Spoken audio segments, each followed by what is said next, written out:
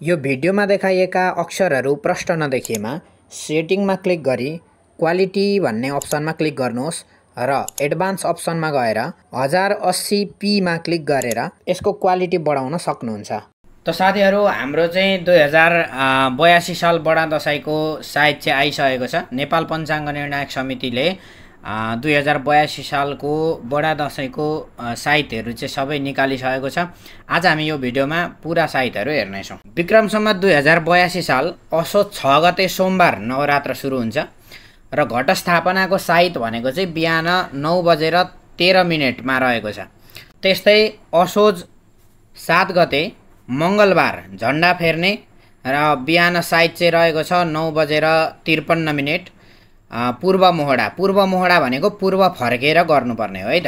त्यस्तै असोज 6 गते शनिबार श्री पचली भैरव यात्रा रहेको छ र असोज 13 गते सोमबार फुलपाती श्री तुलजा भवानी यात्रा बिहान साइत रहेको छ 7:17 मा। स्थिरासन चाहिँ बिहान 9:23 मा रहेको छ। त्यस्तै असोज 14 गते मंगलबार महाअष्टमी र कालरात्रि रहेको छ र असोज 15 गते बुधबार महानवमी र असोज 16 गते बिहीबार विजयादशमी देवी विसर्जनको साइत चाहिँ बिहान 9:23 मा रहेको छ। देवी विसर्जन भनेको हामीले नवरात्र गरिसके पछाडि जब देवी विसर्जन गर्ने हुन्छ त्यो साइत रहेको छ 9:23 मा। हामीले चाहिँ विसर्जन गरिसक्नु पर्यो बिहानै है, यो काम गरिसक्नु पर्यो। त्यसपछि टीका चाहिँ बिहान 11 बजेर, बिहान भन्दा नि दिउँसोको छ, मध्याह्नतिरको छ। 11:53 भनेको झन्डै 12 बजेतिर चाहिँ हाम्रो टीकाको साइत रहेको छ। पूर्व मोहडाको साइत रहेको छ।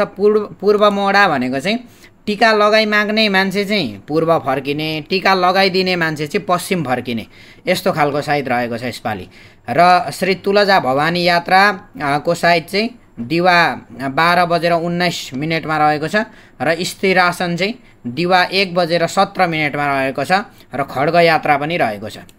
त्यस्तै विक्रम सम्वत 2082 साल असोज 20 गते सोमबार अखिल बलिपूर्ति रहेको छ र 2082 साल असोज 20 गते सोमबार चाहिँ कोजाग्रत व्रत पूर्णिमा रहेको छ।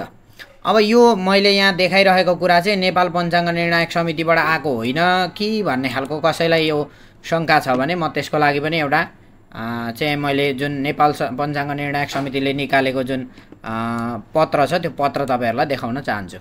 यहाँ हेर्न सक्नुहुन्छ साथीहरु, यहाँ नेपाल पञ्चाङ्ग निर्णायक समितिको यो आइसकेको छ यो पत्र चाहिँ, यो पत्र रहेको छ। यसलाई चाहिँ मैले यहाँबाट डाउनलोड गरे र तपाईहरुलाई मैले डिस्क्रिप्सनमा यसको लिंक पनि राखिदिन्छु है त।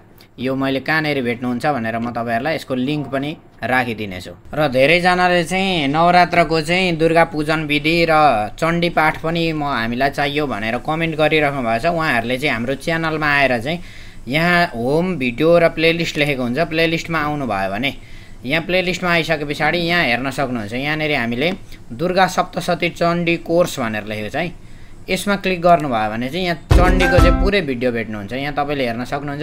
यहाँ चाहिँ कवचदेखि लिएर तलसम्म किलक अर्गला स्तोत्र 1 अध्याय 2 अध्याय गर्दै गर्दै यहाँ लास्टमा दुर्गा पूजन विधि भनेर भेट्नुहुन्छ तपाईले है, दुर्गा पूजा विधि भनेर भेट्नुहुन्छ। अथवा युट्युबमा तपाईले सर्च गर्नुहुन्छ भने जस्तै नेपालीबाट लेख्दा नि हुन्छ, इंग्लिशबाट लेख्दा नि हुन्छ, दुर्गा पूजा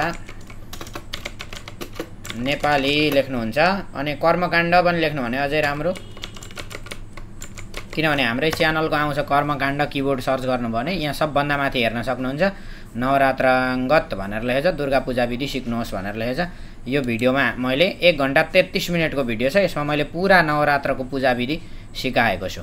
आजको भिडियोमा यति नै, अर्को भिडियोमा फेरि भेट्ने नै छु। तबसम्मको लागि बिदा चाहन्छु। धन्यवाद।